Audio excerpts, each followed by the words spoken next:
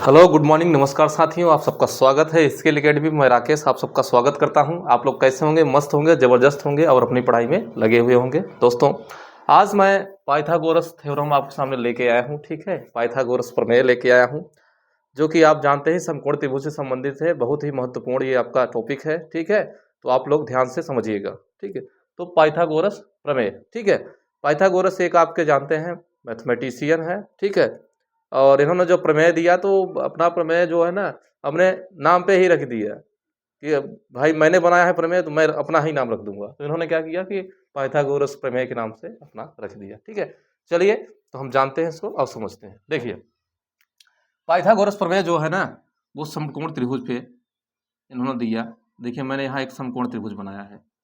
ठीक है, क्या है? समकोण त्रिभुज। समकोण त्रिभुज क्या होता है?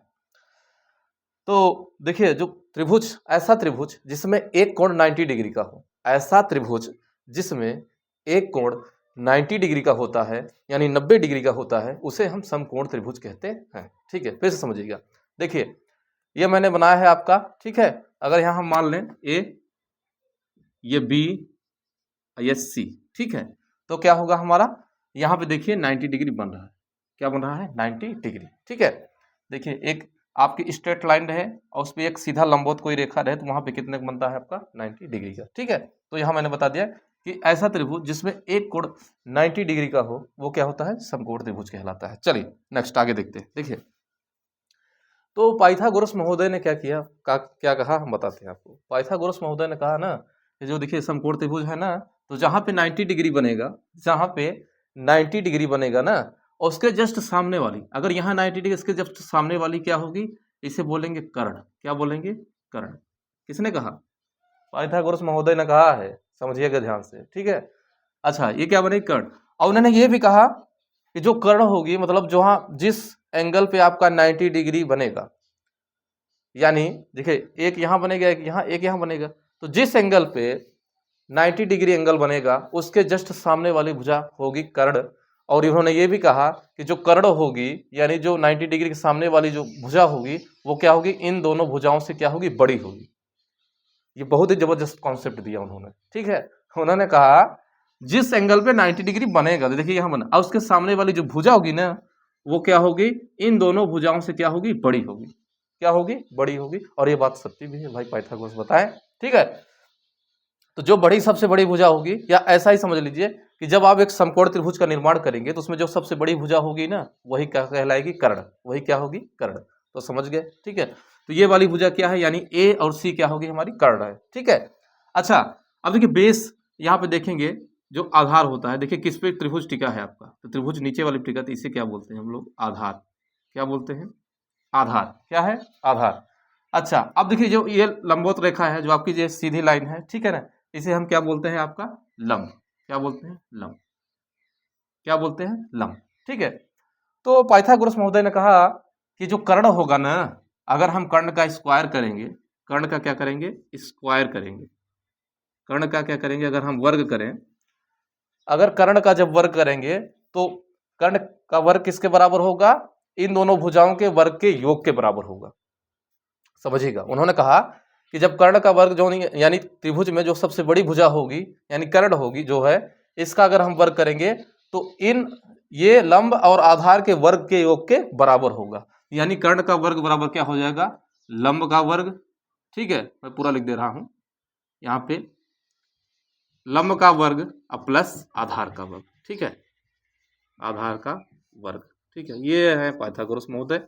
यही उन्होंने क्या किया? ये थ्योरम दिया। कहा कि भैया समकोण त्रिभुज में जो कर्ण होगा ना, कर्ण का अगर वर्ग करेंगे तो क्या हो जाएगा? बराबर लंब का वर्ग प्लस आधार का वर्ग। ठीक है, यही जो है पाइथागोरस महोदय ने अपना थ्योरम दिया। और पाइथागोरस महोदय ने दिया तो कहा कि भैया नाम हम तो देखो अपने नाम पे ही रखेंगे। ठीक है ना, तो उन्होंने अपने नाम पे ही रख दिया पाइथागोरस प्रमेय। तो यही आपका पाइथागोरस प्रमेय है। इस पे ढेर सारे क्वेश्चन बनते हैं। ठीक है, पाइथागोरस ट्रिपलेट भी बनता है। अच्छा, मैं एक क्वेश्चन से आपको लोगों को बताता हूँ। ठीक है, जैसे यहाँ पे देखिए, मैं क्वेश्चन लिखता हूँ। एक समकोण त्रिभुज में, एक समकोण त्रिभुज में, ठीक है, कर्ण 10 मीटर है, कर्ण 10 मीटर है तथा कर्ण 10 मीटर है तथा कर्ण 10 मीटर है तथा आपका लंब 8 मीटर है, लंब 8 मीटर है तो आधार का मान क्या होगा, आधार का मान क्या होगा, या आधार की वैल्यू क्या होगी, आधार का मान क्या होगा। ठीक है, ये ऐसे करके।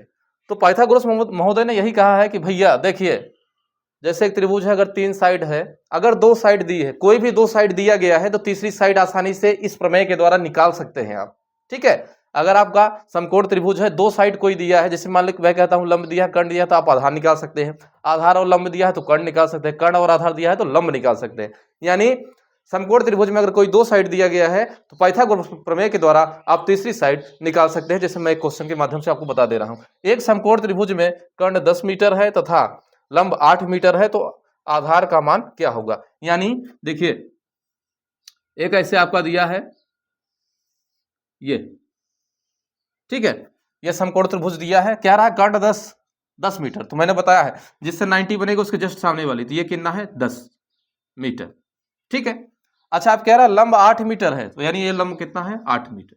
ठीक है, और आधार हमको नहीं पता, तो आधार क्या रहेंगे, आधार ही लिख देंगे। ठीक है, आधार लिख दिए।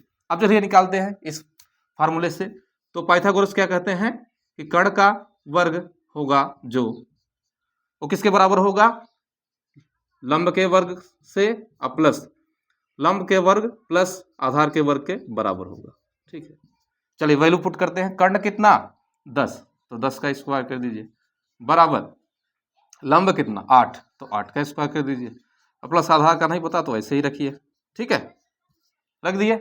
अच्छा 10 का वर्ग करें कितना हो गया, तो 100 बराबर 8 का 64 प्लस आधार का वर्ग, तो ऐसे ही रहेगा। ठीक है, 64 को उस तरफ ले जाइए तो हो जाएगा आपका 100 माइनस 64 बराबर आधार का वर्ग। ठीक है, आधार का वर्ग। तो देखिए अब आगे कैसे होगा, अब आप 100 में से 64 घटा दीजिए, कितना आएगा आपका 36 बराबर आधार का वर्ग। ठीक है, ऐसे करके।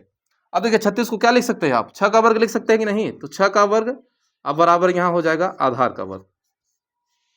ठीक है, या आप लिख सकते हो आधार का वर्ग बराबर 6 का वर्ग। ठीक है, जब घात देखिए यहाँ पे क्या हो गई है, समान हो गई, घात क्या हो गई है, समान। जब घात समान हो जाए तो आधार भी क्या हो जाता है, समान हो जाता है। ठीक है, तो यहाँ आप पूरा लिख सकते हैं आधार, तो आधार बराबर कितना आ गया आपका 6, क्या आ गया 6, आपका हो जाएगा मीटर, 6 मीटर। ठीक है, यही पाइथागोरस महोदय ने कहा। देखिए आधार का वर्ग बराबर, यहाँ मैंने 6 का वर्ग क्यों किया, क्योंकि आप 36 को 6 का वर्ग लिख सकते हैं, क्यों लिखे हैं, ताकि हमें आधार का वैल्यू पता हो जाए। ठीक है, तो यहाँ आधार बराबर कितना आ गया 6 मीटर, यानी आधार कितना आ गया हमारा 6 मीटर। ठीक है, तो यही जो है हमारे जो है पाइथागोरस प्रमेय महोदय ने बताया। ठीक है, तो चलिए अब वीडियो अच्छा लगे तो क्या करिए आप लोग, एक बार इसको अपने दोस्तों में शेयर जरूर कर दीजिएगा, लाइक कर दीजिएगा, कमेंट करके बताइएगा कि ये सेशन हमारा कैसा लगा। ठीक है, मैं ऐसे ही आपको बेहतरीन वीडियो लेके आता रहूँगा। ठीक है, कॉन्सेप्ट के अच्छे मैथ्स के वीडियो आपके सामने मैं लेके आता रहूँगा। तब तक के लिए धन्यवाद। जय हिंद, जय भारत।